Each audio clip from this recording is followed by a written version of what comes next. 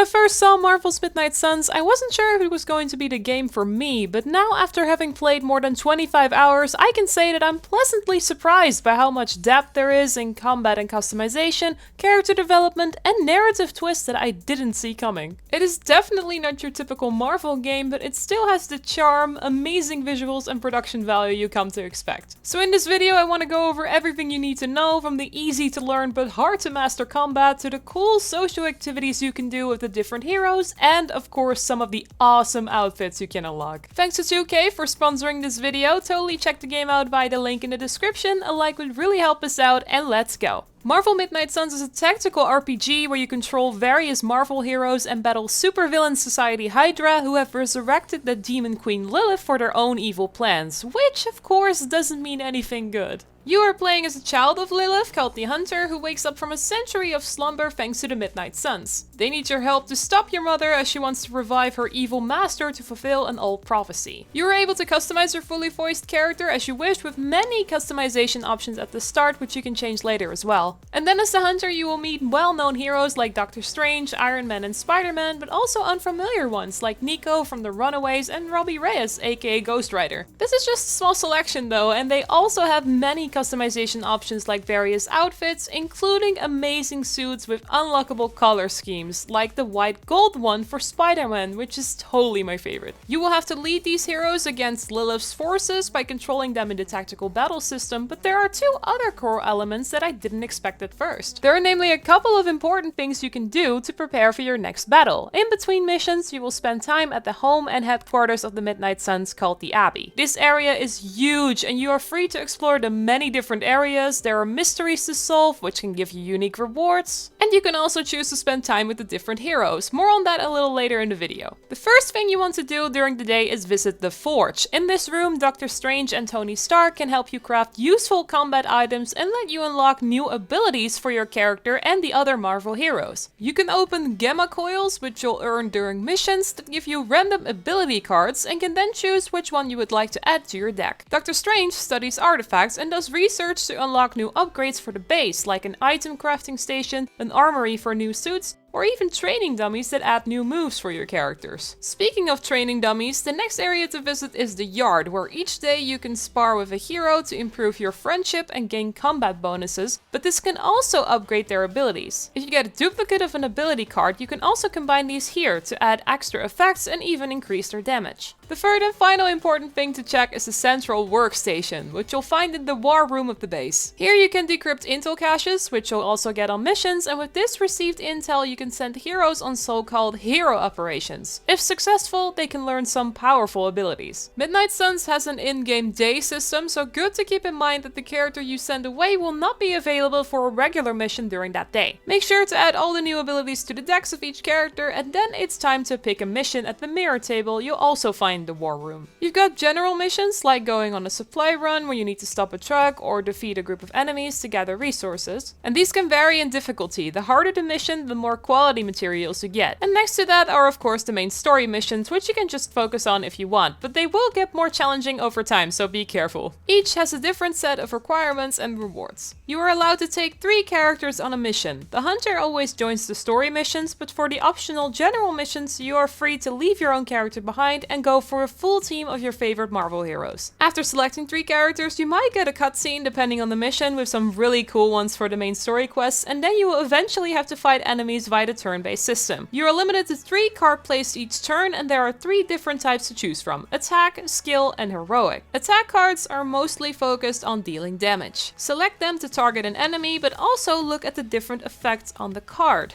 Knockback means you can knock them into environmental structures, for example, for extra damage. You can even knock enemies into each other to damage both targets, or, my favorite, try to knock them off the battlefield for an insta-kill. If a card has the quick effect, you can refund the card play if you knock out an enemy with this card, which is super useful if you want to do more actions in one turn. If you would like to provide support, you can use the skill cards. These can heal your characters, give buffs like a counter attack so you can immediately strike back when an enemy hits you, and these skill cards can also debuff enemies, like adding weak points so you deal deal more damage. The most powerful abilities are the heroic cards, but you can't play these instantly. On the right side of your screen you'll find a heroism meter, which you fill up by using damage or skill cards. And once you have enough for the particular heroic card, then you can unleash powerful attacks and defeat more enemies in one go. I really love Captain Marvel's photon beam, where you line up enemies to then attack all of them at once. You're allowed to move a character once, so just place her in the right position and you are good to go.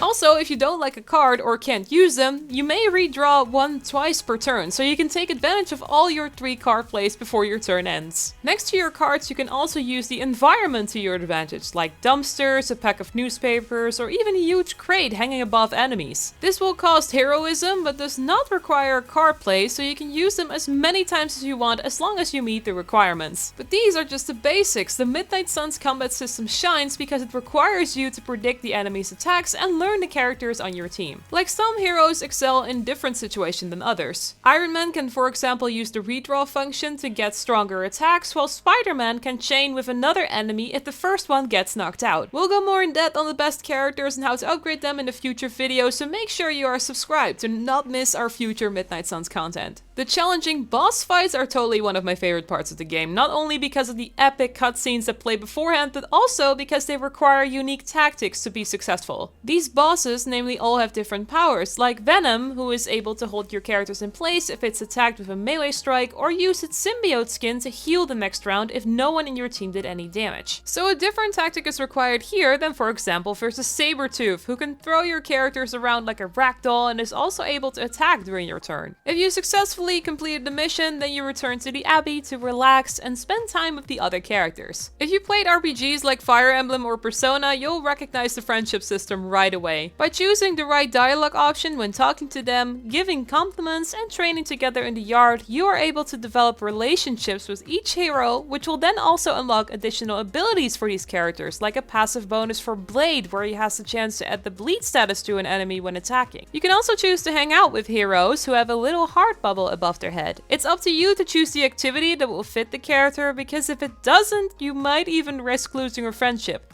Yes, this is a real thing. Blade doesn't like watching movies, for example. During the hangout, you're also able to give gifts to increase the friendship level. You find these lying around the Abbey, or can purchase them from the gift shop when you unlock that later in the game. Giving the right or wrong gift can change the balance of your friendship pretty fast, so choose wisely. Doing these activities will eventually result in new friendship levels that unlock powerful combo abilities, passive bonuses, and even new color schemes for suits. There is also a team friendship level for if you become friendly with multiple characters. This will provide even more useful bonuses and also unlock powerful duo attacks during combat, which I absolutely love. Look at Iron Man and Captain Marvel here walking together. Another element are the light and dark choices you can make, which are important for the playstyle of your own character. Light is more focused on positive thinking, healing, and support, while the dark choice causes for a more direct and realistic approach and focuses on more damaging buffs. There is no definite choice in alignment here. You can always go the other route if you want, but they do affect the characters you talk with. And don't worry if this seems like a lot, because all these mechanics are introduced at a decent pace, so you can easily learn everything as you go. And again, we will highlight the most powerful character in a future video and have a ton of other plans as well, so totally subscribe if you haven't already to not miss any Midnight Suns content. Check the game out via the link in the video description. A like on the video would really help us out, and you can check out our previous video by clicking on the screen. Thanks for watching, and we'll see you in the next one. Goodbye!